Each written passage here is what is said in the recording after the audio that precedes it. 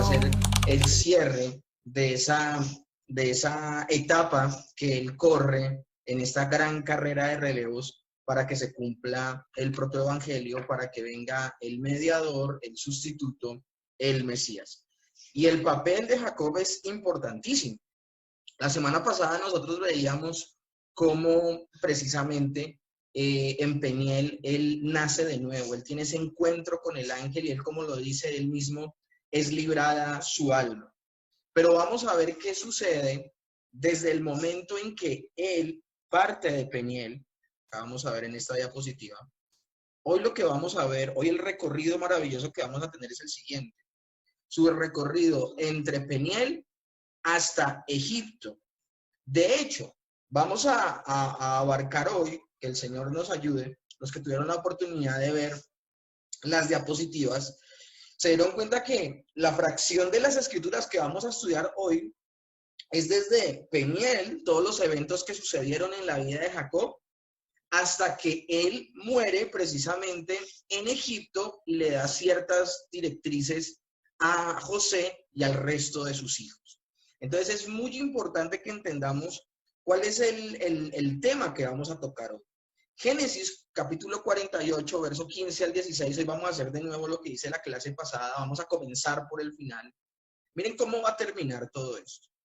Y bendijo a José, ¿quién? Jacob, que ya es Israel. Y bendijo a José diciendo, el Dios en cuya presencia anduvieron mis padres, Abraham e Isaac, el Dios que me mantiene. Miren ya cómo ora de diferente Jacob. Antes oraba como en tercera persona cuando hablaba de Dios, el Dios de mis padres. Pero mira ya cómo habla. Sí dice, el Dios en cuya presencia anduvieron mis padres Abraham e Isaac, el Dios que me mantiene desde que yo soy hasta este día. Miren cómo cambió su manera de hablar. El ángel que me liberta de todo mal, bendiga a estos jóvenes. En ese texto está orando por Efraín y Manasés, hijos de José. Y sea perpetuado en ellos mi nombre y el nombre de mis padres Abraham e Isaac, y multiplíquense en gran manera en medio de la tierra.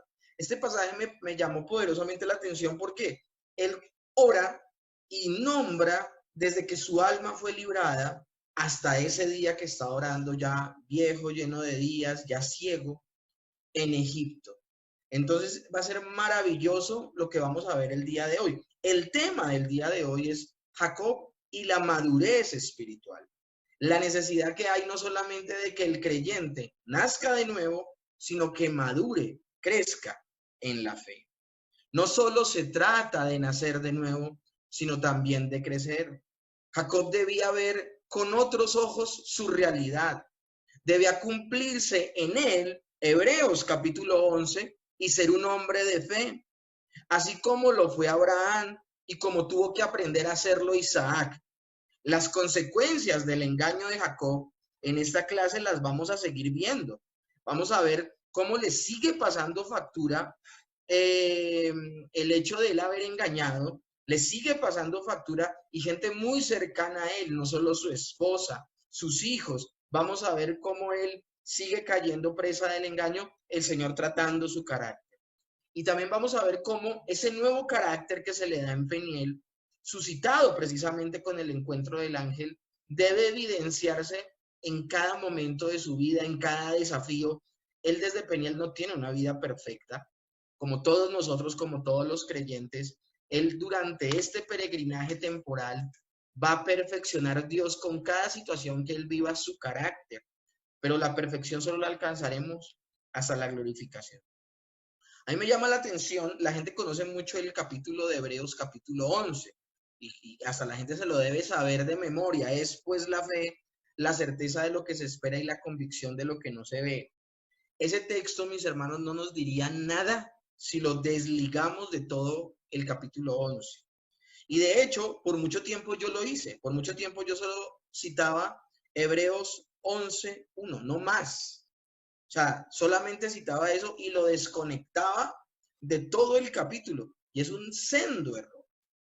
¿Por qué comenzando el capítulo 11 de Hebreos se define la fe como se define? Es pues la fe, la certeza de lo que se espera y la convicción de lo que no se ve. sigue el texto diciendo, porque por ella alcanzaron buen nombre los antiguos, y empieza a describir la fe que tuvieron todos los patriarcas y todos los héroes de la fe. Hebreos capítulo 11 se denomina como la galería de los hombres de la fe. En particular, me gustaría leer el verso 13 hasta el 16 y que ustedes se den cuenta por qué el autor de Hebreos denomina así la fe, que es la certeza de lo que se espera y la convicción de lo que no se ve. Dice Hebreos 11:13, conforme a la fe murieron todos estos. ¿Cuáles?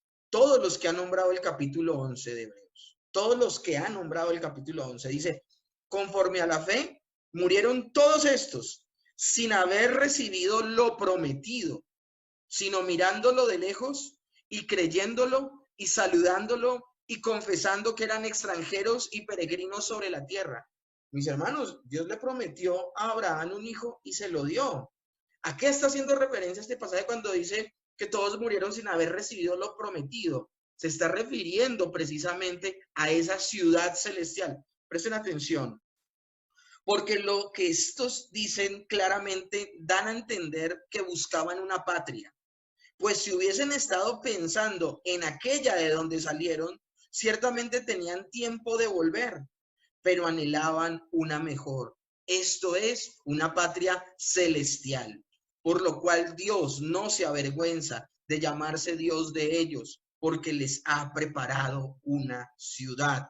Mis hermanos, todo lo que habla las Escrituras puede que tenga de alguna manera secundaria un cumplimiento en este mundo aquí y ahora con los patriarcas, señalando a Canaán como la tierra prometida, señalando a todo el pueblo de Dios como pueblo de Dios. Pero vemos que detrás de esas verdades hay verdades celestiales mayores, donde nuestra verdadera tierra de descanso es el cielo con el Señor.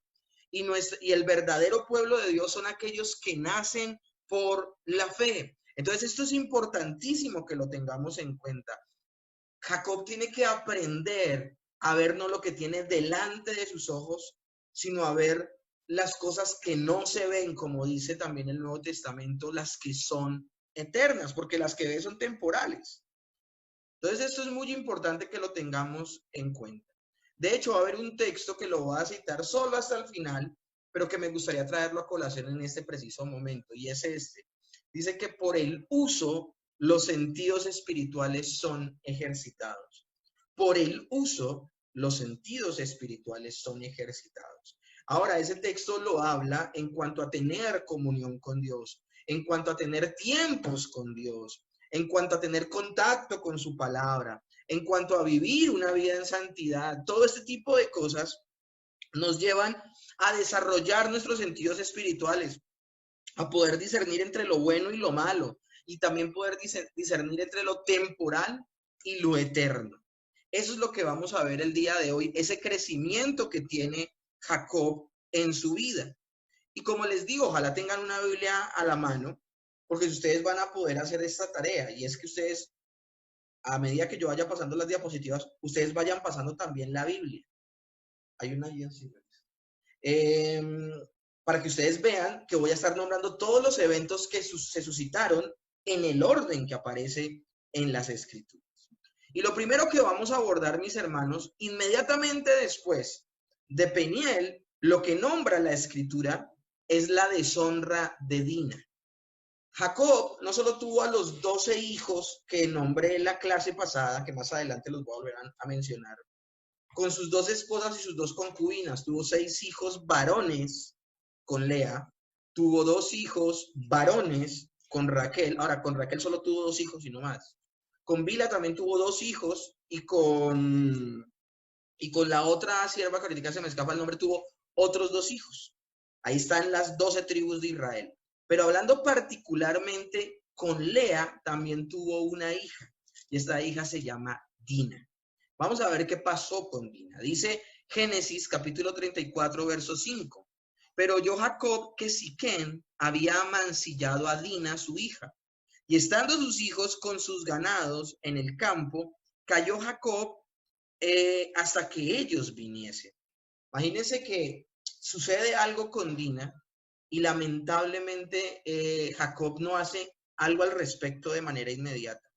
Si ustedes leen con cuidado Génesis capítulo 34, desde el verso 1 en adelante, dice, salió Dina, verso 1 en adelante dice, salió Dina, la hija de Lea, la cual había dado a luz a Jacob, a ver a las hijas del país. Y vio a Siquén, hijo de Anor, Ebeo, príncipe de aquella tierra, y la tomó y se acostó con ella y la deshonró. Aquí cuando se habla de que la deshonra, yo quiero que tengamos en cuenta una cosa. Aquí no estamos hablando de que la violó, o si no diría que la violó, que la habría forzado. Vemos a una Dina llegándose a las hijas del pueblo cananeo. Estamos viendo que ella está teniendo un yugo desigual con sus amistades. Y en medio de todo eso, ella se empieza a comportar como las mujeres de aquella región. Y lo que pasa con este hombre que se menciona, sencillamente él tiene relaciones con ella sin antes haber pactado un matrimonio. Esa es la deshonra, que ella pierde su virginidad sin estar comprometida, sin estar casada, y obviamente eso es una deshonra para una familia que está buscando agradar a Dios y que está bajo el pacto de Abraham, donde Dios le había dicho a Abraham, anda delante de mí y sé perfecto. El verso 30 dice, entonces dijo Jacob a Simeón y a Leví, me habéis turbado con hacerme abominable a los moradores de la tierra, el cananeo y el fereceo, y teniendo ya pocos hombres, se juntarán contra mí y me atacarán, y seré destruido yo y mi casa. Pero ellos respondieron, había de tratar este hombre a nuestra hermana como a una ramera, como a una ramera. Mis hermanos, de manera personal yo les digo una cosa, Dina estaba en el lugar equivocado, con las personas equivocadas y dio una imagen equivocada. Y por eso este joven no tiene ningún reparo en acercarse a ella y tener relaciones con ella. Aquí el texto no dice que la violentó, acá no está hablando, por ejemplo, lo que pasó con Abnón y su hermana, que la fuerza y la viola. Eso lo veremos en Reyes. No, acá está sucediendo algo completamente diferente. En Segunda de Samuel, perdón, veremos eso. Eso no es lo que sucede en este pasaje. En este pasaje está sucediendo algo completamente distinto. Entonces, ¿qué pasa? Porque acá le está llamando la atención Jacob a Simeón y a Leví. Ahora yo quiero atender a algo.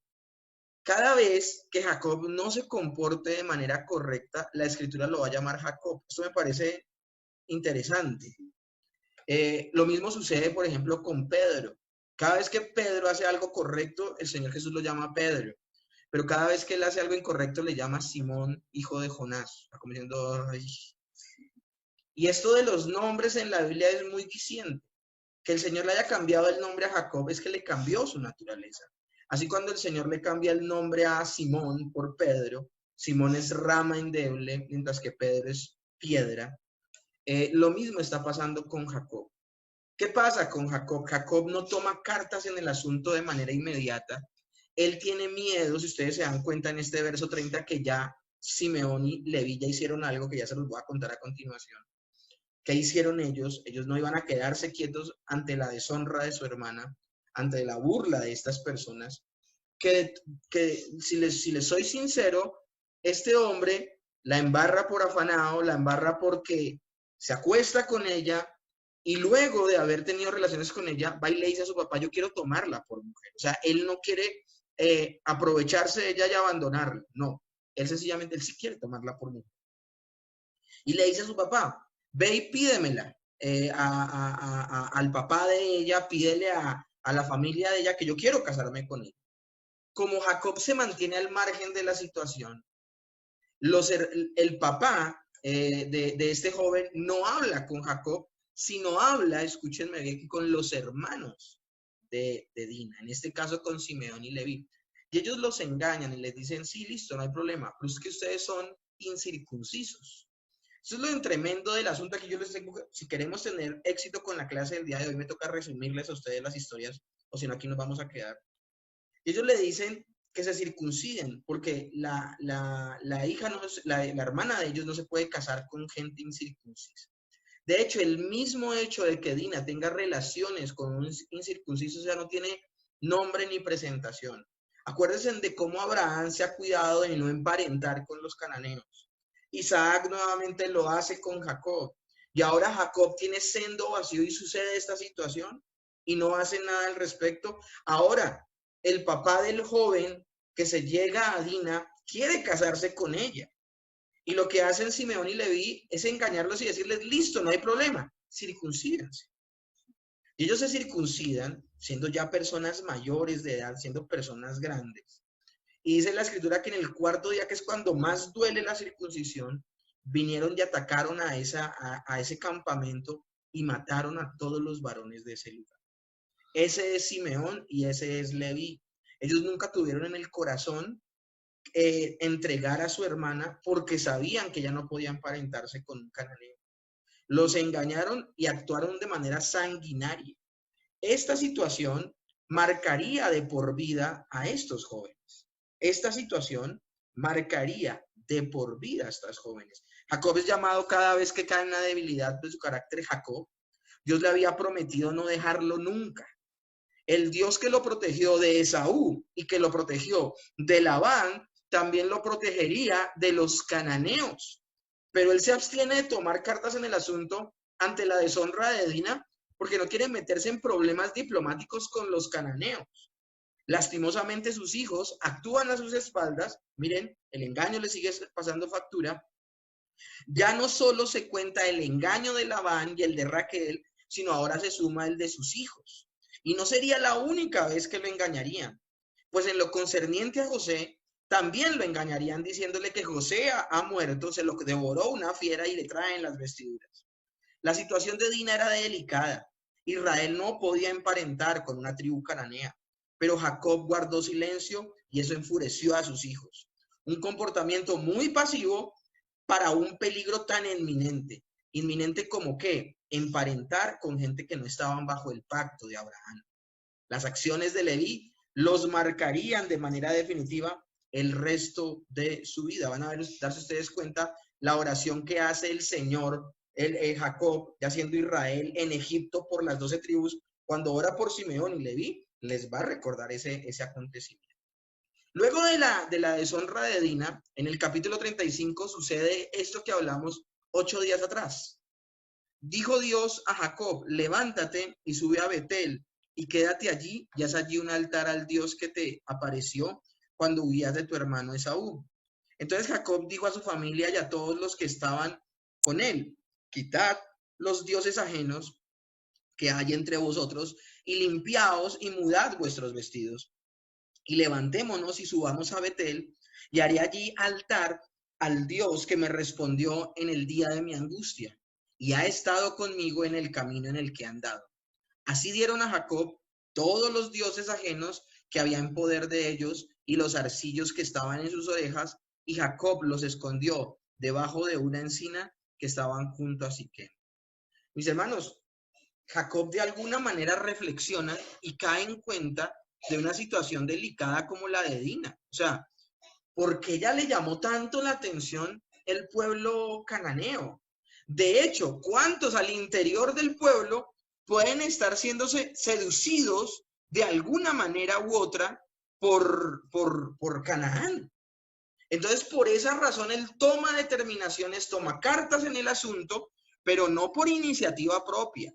Dios es el que le dice, levántate, sube a Betel y haz allí un altar al Dios que se te apareció cuando huías de tu hermano Esaú. Él une esos dos acontecimientos. Une el hecho de que el Señor le está diciendo que haga un altar, que le rinda adoración, pero él y el pueblo no se pueden presentar contaminados. Y es por esa razón que él le induce a que todo su campamento, toda su familia entregue sus ídolos. Ahora, lo extraordinario es que le entregan y más de uno tenía ídolos. Dios no quiere que su pueblo se comporte como las demás naciones. Eso de que Dina esté metiéndose con las chicas de Canaán dice mucho. El obrar de Dina podía ser replicado por otros al interior de la familia. No podían relacionarse el pueblo de Dios con otros pueblos y menos practicar sus ritos idolátricos. Debían por ello ser santificados. Toda la familia de Jacob, no solo Jacob, debían servir de manera genuina al Dios de los cielos. Debían entender que habían sido separados para Dios. Ese es el propósito del pueblo de Dios, ser separados para Dios. Y aunque no tenían una ley mosaica que observar, ya la idolatría era vista como un gran pecado al interior de esa familia. Entonces Jacob confronta a su familia y les ordena que entreguen los ídolos. Ahora, me parece una cosa pasmosa lo que sucede inmediatamente. Después partieron de Betel, entregan los ídolos. Jacob se hace cargo de ellos. Obviamente esos ídolos deben haber sido destruidos. El celo debe haberse apoderado de Jacob y haberlos destruido como lo iba a hacer Moisés con el becerro. Pero no, él los esconde. Bueno, en fin. Pero miren lo que sucede. Después partieron de Betel y había aún como media legua de tierra para llegar a Efrata. Efrata es la misma Belén. Cuando dio a luz Raquel y hubo trabajo en su parto. Y aconteció, como había trabajo en su parto, que le dijo la partera, no temas, que también tendrás este hijo. Y aconteció que al salírsele el alma, pues murió, llamó su nombre a ese niño Benoni, mas su padre lo llamó Benjamín. Así murió Raquel y fue sepultada en el camino de Efrata, la cual es Belén, y levantó Jacob un pilar sobre su sepultura. Esta es la señal de la sepultura de Raquel hasta el día de hoy. Amén. A mí me parece muy diciente que inmediatamente que el pueblo es santificado, sucede esta situación con Raquel, mis hermanos. Es algo que hay que prestarle atención. La Biblia no dice que Raquel declarara a Jacob que ella tenía los ídolos de su padre. Era algo delicado. Ella había robado los ídolos de su padre y no habla de como una confesión de parte de Raquel donde dice, mira, yo robé los ídolos de mi padre, aquí están, te los entrego. No sé si fue que entre los ídolos no se nombra a Raquel, o sea, hay un silencio pasmoso. Jacob había declarado que a quien se encontraran los ídolos robados de Labán moriría. Y aquí tenemos a Raquel muriendo el día en que Benjamín nació. Miren lo que dice Génesis 31-32, que lo leíamos la clase pasada también. Aquel en cuyo poder hallares tus dioses, no viva delante nuestro, de nuestros hermanos. Reconoce lo que es tuyo y llévatelo. Hasta ahí está hablando Jacob. Pero luego el autor de Génesis, el que por inspiración divina escribió Génesis, que es Moisés, dice, Jacob no sabía que Raquel los había hurtado. O sea, hay un énfasis de las escrituras hablando de que Raquel tomó esos ídolos. Porque en la escritura no hay un énfasis donde diga que los devolvió. Entonces, ese silencio y la muerte de Raquel dice mucho. Y mis hermanos, no solamente quiero hacer esa aclaración, sino que quiero que nos demos cuenta de la fuerza profética de las declaraciones de un patriarca y de su bendición, como también de su maldición. O sea, Abraham decía algo y Dios le había dicho algo a Abraham, le dijo, benditos los que bendijeren y benditos los que y malditos los que te maldijeren. Entonces, me llama la atención que hay algo impresionante. Cuando Abraham decía algo, eso se cumplía. Cuando Isaac decía algo, eso se cumplía. Y cuando Jacob decía algo, se empezó a cumplir. Esto es increíble. Esto será muy importante entonces tenerlo presente cuando Israel ore por las 12 tribus, por sus 12 hijos, porque esas oraciones serán tan proféticas como esta denuncia que él hace y esta declaración de Génesis 31-32. Ahora, pasamos a otra situación desafortunada que sucede en Génesis 35, y ese está verso 22. Aconteció que cuando moraba Israel en aquella tierra, fue Rubén y durmió con Bila, la concubina de su padre, lo cual llegó a saber Israel. Miren cómo aquí ya no llaman a Jacob, sino lo llaman Israel. ¿Por qué? Porque en este caso no tiene nada que ver con Jacob. Segundo, porque la afrenta que está teniendo Rubén con su padre es una afrenta contra un patriarca como lo es Israel. ¿Qué sucedió? Rubén, que es el primogénito de Jacob, ese primogénito, ese primer hijo que él tiene con Lea, Rubén, tiene relaciones con Bila, la sierva, la concubina de su padre. Imagínense. Y dice la escritura que eso lo llegó a saber Israel. Ahora, no sucede nada más. El capítulo 35 cierra así. No sucede nada más. Uno dice, bueno, otra vez se va a quedar sin hacer nada Jacob, pero aquí el texto dice que se le denomina a él Israel, no se le llama Jacob. Entonces, ¿qué va a suceder? ¿Qué va a hacer Jacob en este caso o Israel? Los engaños continúan, pues Rubén se llega a la concubina de su padre, Bila.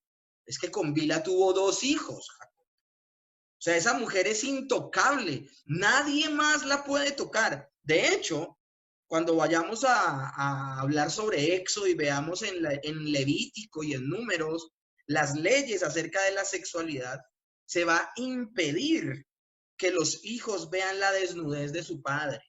Y eso está refiriendo a que si su madre llega a morir y si su padre llega a tener otra esposa o tiene una concubina, está prohibida esa mujer, así no haya ninguna parentela, ninguna cercanía con sus hijos, esa mujer está prohibida para los hijos de ese padre. Por eso dice que está prohibido que los hijos vean la desnudez de su padre.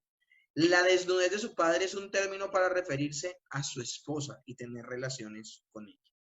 Los engaños continúan, pues Rubén se llega a la concubina de su padre. Y vuelvo y repito, aunque no tenían la ley de Moisés donde se prohíbe enfáticamente esta situación, Rubén es castigado por esta acción. Ahora tú dirás, ¿dónde es castigado? Dice que lo llegó a saber Israel y nada más sucedió. Paciencia, mis hermanos, porque la consecuencia que le va a suceder a Rubén por esta afrenta contra su padre, contra el patriarca Israel, será que perderá su primogenitura.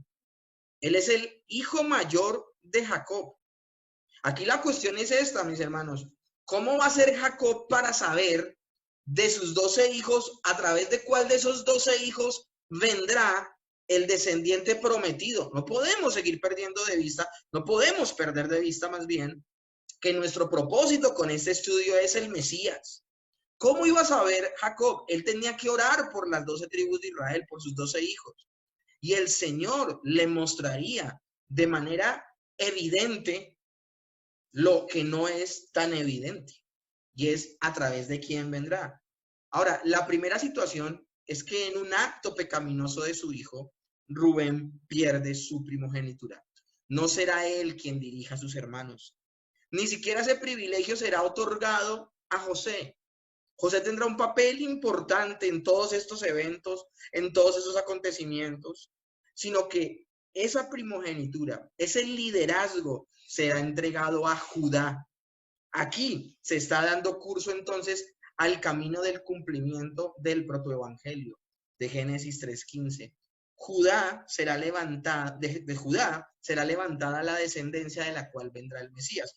Y tenemos que viajar en el tiempo, tenemos que ir desde Génesis capítulo 35 a Génesis capítulo 49, donde Israel está orando por las 12 tribus. Y miren lo que dice de Judá. Y llamó Jacob a sus hijos y dijo: juntaos, y os declararé lo que ha de acontecer en días venideros. Juntaos y oíd, hijos de Jacob, y escuchad a vuestro padre Israel. O sea, en la autoridad que está sentado en ese momento, Israel es grande, ahora es viejito, está a punto de morir, ya es ciego, o sea, está en una condición muy similar a la de su padre Isaac, pero él ya es una persona en ese momento, una persona madura espiritualmente, y sus sentidos no lo engañarán, como si veremos durante toda esta clase que en algunos momentos sus sentidos sí lo engañarán, y su corazón, sus emociones lo engañarán. Pero cuando lleguemos a ese punto veremos a un hombre maduro en la fe, un hombre que entiende el propósito de Dios y que nada lo va a desviar, y será algo maravilloso. Al primero al que le declara la voluntad de Dios es a su hijo Rubén, porque empieza a llamar por orden de nacimiento a sus hijos. Y miren lo que le dice a Rubén. Rubén, tú eres mi primogénito, mi fortaleza y el principio de mi vigor. principal en dignidad, principal en poder, impetuoso como las aguas. Ahí uno dice, wow, va la cosa maravillosa. ¿Qué bomba le va a botar? Esta bomba le va a botar. No serás el principal, por cuanto subiste al lecho de tu padre, entonces te envileciste subiendo a mi estrado. Y punto, se acabó lo que le tenía que decir a Rubén. Se acabó, ya no es el primogénito. Ahora, del verso 4 saltemos al verso 8, que es cuando se dirige puntualmente a Judá. Y miren lo que le dice a Judá. Judá, te alabarán tus hermanos, tu mano en la cerviz de tus enemigos. Los hijos de tu padre se inclinarán a ti. Cachorro de león, Judá, de la presa subiste, hijo mío. Se encorvó, se echó como león, así como león viejo. ¿Quién lo despertará? No será quitado el cetro de Judá, ni el legislador de entre sus pies, hasta que venga Silo. Esto es maravilloso, mis hermanos, porque Silo está hablando de un término con el que se denomina al Mesías. Es tan profético lo que está hablando Israel, que le está diciendo, de ti vendrá el Mesías, ni el legislador de entre tus pies. Dice, así como león viejo, no será quitado el cetro de Judá, ni el legislador de entre sus pies. O sea, la autoridad que tendrá la tribu de Judá no será quitada. ¿Hasta cuándo? Hasta que venga Silo, hasta que venga el Mesías, hasta que venga nuestro Señor Jesucristo. Y miren lo que dice el Señor Jesucristo. A él se congregarán los pueblos. Esto es maravilloso. Ya en Génesis 49 se está hablando de que vendrá uno, un prometido, atando a la vid su pollino y a la cepa el hijo de su asna, lavó en el vino su vestido y en la sangre de uvas su manto. Sus ojos rojos como el vino y sus dientes blancos de la leche. Amén. Esa es la profecía maravillosa que le da Dios a través de su padre Israel a Judá. Ahora, es desafortunado que aún Judá es un ciego y va a cometer errores terribles, que en esta clase se los voy a mencionar. Luego de esto, mis hermanos, Génesis 35 del 27 al 29 nos relata la muerte de Isaac, texto que ya les he leído con anterioridad, y dice que Esaú y Jacob entierran a su padre Isaac. Y Génesis 36, todo el capítulo 36, nos habla de la descendencia de Esaú. Yo solo quiero leerles los 3 primeros versículos de ese capítulo 36. Estas son las generaciones de Esaú, el cual es Edom, porque el país que se funda a partir de Esaú es el país, la nación de Edom. De Edom, por ejemplo, es Herodes. Y toda esta saga de reyes de Herodes son edomitas. Miren lo que dice acá, por eso era que en alguna predicación de Mateo yo les decía cómo los reyes que van en el momento en que viene el Señor Jesús, los reyes eran espurios y también el liderazgo religioso era espurio, porque ni el liderazgo era levita, ni el rey venía de la tribu de Judá, una cosa terrible. Dice Génesis 36, cierro paréntesis, y dice Génesis 36:1. Estas son las genealogías de Esaú, el cual es Edom. Esaú tomó sus mujeres de las hijas de Canaán. O sea, eso siempre se lo va a recordar Dios a Esaú. Usted tomó hijas de la tribu de Canaán. A Ada, hija de Elón, Eteo. A Olivana, hija de Ana, hijo de Sibeón, Ebeo. Y a Basemat, hija de Ismael, hermana de Nebaiot. O sea, el hombre se pifió.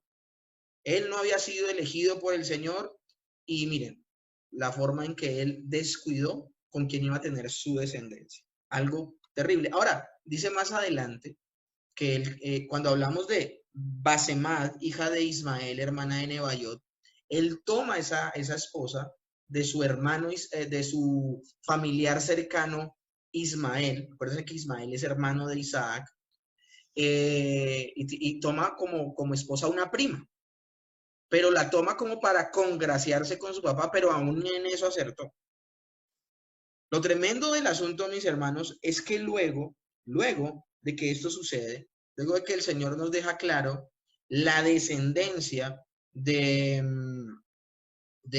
lastimosa y desafortunada de Esaú con una mujer ismaelita y con otras cananeas, el mismo capítulo 35 nos habla de la descendencia santa. Nos habla de la descendencia que ha sido elegida y de la cual se va a levantar la nación de Israel. Porque son estas personas. Más adelante vamos a ver qué número de personas llegaron a Egipto y luego en 400 años qué número llegaron a ser. Inmediatamente después, inmediatamente después de que se narra esto en el capítulo 35, es que se habla de la descendencia de Saúl en el capítulo 36. Es lo que es en el capítulo 35, 22. Ahora bien, los hijos de Israel fueron 12. Los hijos de Lea, Rubén, el primogénito, Simeón, Leví, Judá, Isaacar y Zabulón. Los hijos de Raquel, José y Benjamín. Están con el mismo color que aparecen en el cuadro. Los hijos de Bilha, sierva de Raquel, Dan y Neftalí. Y los hijos de Silpa, sierva de Lea, Gad y Aser.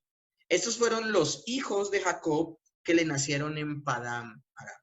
Ahora, esto es maravilloso. 12 hijos, mis hermanos. 12 hijos que el Señor permitió que tuviera Israel, que tuviera Jacob llamado Israel, y se considerarían las 12 tribus de Israel. Desde el capítulo, mis hermanos, 37 en adelante, nosotros vamos a ver la historia de José. Y es una historia que tiene gran tipología cristocéntrica de Cristo, y por esa razón nosotros nos vamos a tomar el tiempo de ver las próximas 2 clases, la tipología de José y cómo señala a nuestro Señor Jesucristo. Ahora, también cómo todo lo que hizo José guardó al pueblo para que se cumplan los propósitos de Dios. Entonces, la clase del día de hoy, yo no voy a hablar en absoluto de nada acerca de José, solo voy a nombrar algunas cosas generales. Lo particular lo enseñaríamos las siguientes 2 clases que vienen. Génesis 37, 20 dice, ahora pues, venid y matémosle y echémosle en una cisterna y diremos, alguna mala bestia lo devoró y veremos qué será de sus sueños. Ese texto es clave para entender nosotros todo lo que sucedió en la vida de José. Y otro texto clave es este, Génesis 50, 19, ya cuando han pasado todos los acontecimientos. Y le respondió José, porque los hermanos le dicen, usted nos va a matar ahorita que murió nuestro papá, usted ahora sí se va a vengar de nosotros. Y él les dice, no teman, ¿acaso estoy yo en lugar de Dios? Vosotros pensasteis mal contra mí, mas Dios lo encaminó a bien, para hacer lo que vemos hoy, para mantener en vida a mucho pueblo. Ese es el punto. ¿Por qué Dios le da sueños a José? Dios le da sueños a José y le da un propósito a José y tiene que pasar por todo lo que pasó, guiado por la providencia divina. ¿Para qué? Para guardar a la nación de Israel de un hambre que se aproxima. Los sueños dados a José eran el plan de Dios para guardar al pueblo. Dios le guardará y le usará para bendecir a muchas naciones, porque es a través de José que él va a alimentar no solo a Egipto, sino a todas las naciones circundantes que los va a afectar esa hambruna tan terrible. Y por esa razón, mis hermanos, lo nombro de manera general, pero nos tomaremos, como bien les decía, 2 clases para hablar de José como tipo y figura de nuestro Señor Jesucristo y cómo su vida proyecta maravillosamente la obra de Cristo.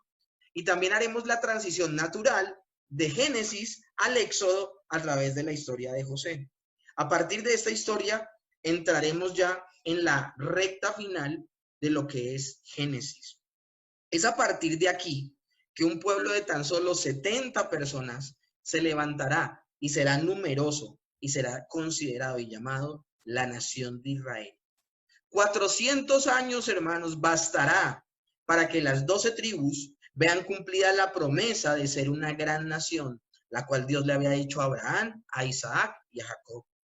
Y por esa razón, mis hermanos, era tan importante hacer este recorrido el día de hoy. Dice Génesis 12, 1, que fue la promesa que el Señor le hizo 1 al 3 a Abraham y cómo comenzó este viaje maravilloso por Génesis. Pero Jehová había dicho a Abraham, vete de tu tierra y de tu parentela y de la casa de tu padre a la tierra que te mostraré. Y haré de ti una nación grande y te bendeciré.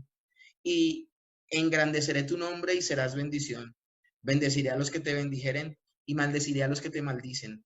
Y serán benditas en ti todas las naciones de la tierra. Ahora, la única manera en que todas las naciones de la tierra pudiesen ser benditas era en la persona de nuestro Señor Jesucristo. Pero sucede algo, mis hermanos, sucede algo.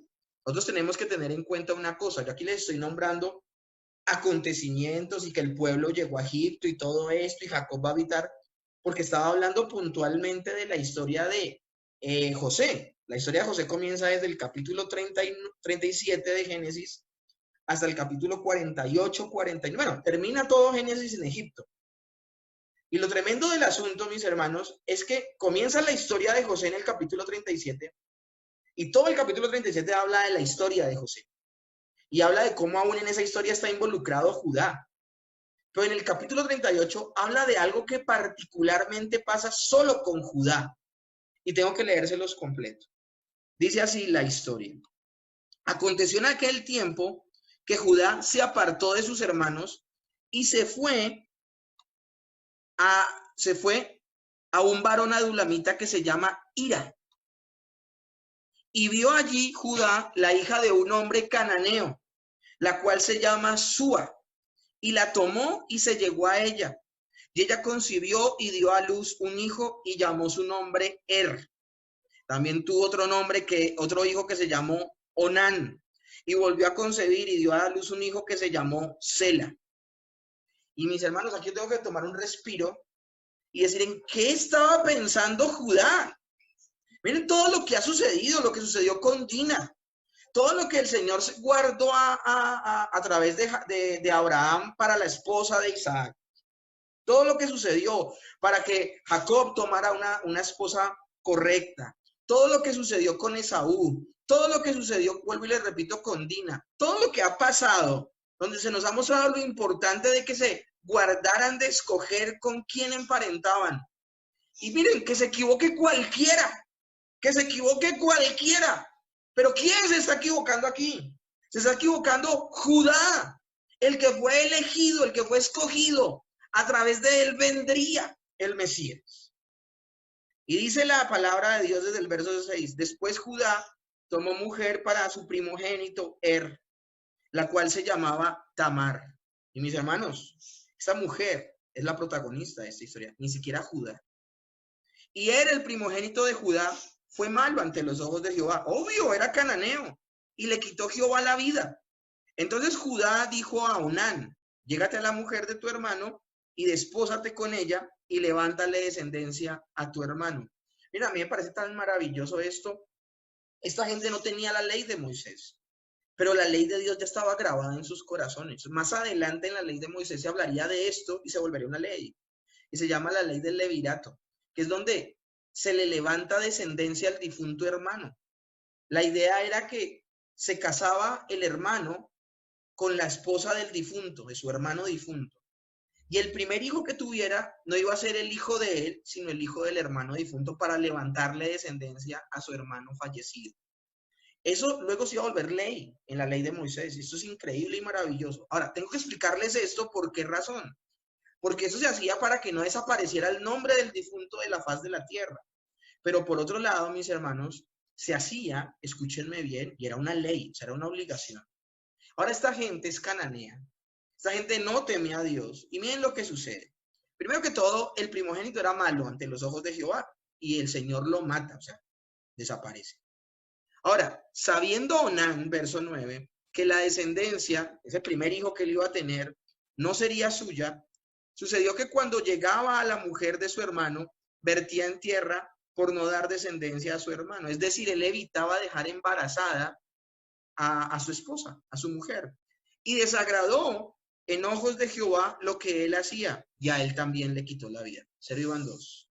Ahora, la vida de estos dos hombres, el Señor se la quita porque son malos, No tiene nada que ver Tamar. Y dice así el verso 11. Y Judá dijo a Tamar, su nuera, quédate viuda en casa de tu padre hasta que crezca Sela, mi hijo menor. Porque dijo, miren lo que le está, él tiene un doble discurso. Le dice a su nuera, le dice, mira, espera que crezca Sela y yo te lo voy a entregar ya cuando sea mayor, tranquila. Pero mentalmente le está pensando, porque dijo, no sea que muera él también como sus hermanos. De hecho, Judá pensó que Tamar era la viuda negra, o sea, sencillamente ella era la que estaba acabando con los hijos de él, los hijos tan santos del hombre. sea, no hay una visión espiritual clara de parte de Judá en absoluto. Y fue Tamar y estuvo en casa de su padre. Pasaron muchos días, es decir, muchos años. Y murió la hija de Súa, mujer de Judá. Es decir, se quedó viudo Judá. Después Judá se consoló y subió a los trasquiladores de sus ovejas en Timnat. Y él y su amigo Hira el adulamita. Y fue dado aviso a Tamar, diciendo, he aquí tu suegro sube a Timnat a trasquilar sus ovejas. Entonces se quitó ella sus vestidos de viudez y se cubrió con un velo y se arrebozó y se puso a la entrada de Naín junto al camino de Timnat, porque veía que había crecido Sela y ella no era dada por mujer a él. Entonces imagínense, ella ve que el tiempo pasa, efectivamente Judá la ha engañado, no le va a entregar a su hijo menor para que se case con ella porque él tiene miedo de que a la niña se le muera. Y entonces, ¿qué hace ella? Se disfraza de prostituta y se para en la entrada de la ciudad por donde va a pasar Judá. Y Judá precisamente la ve, la mira como ustedes ven ahí en la fotografía. Y le dice, bueno, quiero estar contigo, ¿cuánto vale? Y ella le dice, no, 2 cabritos pueden ser. Y él dice, en este momento no tengo nada a la mano. Toma mi bordón, mi báculo, que eran señales específicas y personales de la persona, valga la redundancia, era como su cédula de ciudadanía, su ID, el bordón, el sello, el báculo, eran personalizados. Y él le entrega eso como diciéndole, tenlo, mientras yo voy por las ovejas, vengo y te pago por los servicios prestados y tú me los devuelves. Estuvieron juntos, ella nunca se quita el velo, yo eso ya se los explicaba en otras clases lo que significaba el velo. Y lo tremendo del asunto es que él nunca ve el rostro de ella, nunca se entera que es su nuera. Efectivamente ella queda embarazada. Y llega a oídos de Judá que ella está embarazada. Y Judá dice, no, hay que apedrearla, es una adúltera. Es una adúltera, hay que apedrearla. Y cuando la llevan para apedrearla, ella le dice a la gente que la lleva para apedrearla, le dice, entréguenle esto a Judá y díganle que de él es mi hijo. A quien pertenecen este sello, este bordón, este báculo, estos objetos personales, a quien pertenece esto, ese es el padre de mi hijo. Ahora, ese sello lo conocía todo el mundo, o sea, qué boleta. Entonces yo lo conocía todo el mundo. En el momento en que él recibe eso, dice Génesis 38:26. Entonces Judá lo reconoció y dijo, más justa es ella que yo, por cuanto no la he dado a Sela mi hijo, y nunca más la conoció. Y aconteció que al tiempo de dar a luz, he aquí había gemelos en su seno. Y sucedió, cuando daba a luz, que sacó la mano el uno, y la partera tomó y ató a su mano un hilo de grana, diciendo, este salió primero. Pero volviendo a meter la mano el bebé, he aquí salió su hermano. Y ella dijo, ¿qué brecha te has abierto? Y llamó su nombre Fares. Después salió su hermano, el que tenía en su mano el hilo de la grana, y llamó su nombre Sara. Mis hermanos, esta historia es maravillosa, porque de Fares es que viene la descendencia del Mesías. De una mujer de fe, una mujer que no iba a aceptar a nadie más, sino de la tribu de Judá, porque ella no buscó otro marido, porque no buscó otra, era joven, o sea, pudo haber tenido otra vida, pero ella escoge, es de la tribu de Judá, y por eso Tamar aparece en Mateo capítulo 1, en la descendencia, escúchenme bien, del Mesías. Esto es maravilloso, como de una situación tan desacertada de parte de Judá, es Tamar la protagonista. Finalmente terminamos el día de hoy, y digo terminamos porque falta todavía una historia importante, en Génesis capítulo 46, verso 26. Todos los familiares de Jacob que llegaron a Egipto y que eran de su misma sangre, fueron 76, sin contar sus nueras. ¿Saben qué es lo increíble? ¿Saben qué es lo maravilloso, mis hermanos? Que estas personas que llegaron, luego fueron miles. Toda la familia de Jacob llegó a Egipto. Israel bendice a sus hijos y a los hijos de José, que son Efraín y Manasés, y luego muere en tierra de Egipto. Y mis hermanos, será a través de esta historia, la historia de Efraín y Manasés, de cómo los bendice Jacob, que veremos la madurez de Israel al ver a futuro el destino de sus hijos y las promesas hechas a su padre.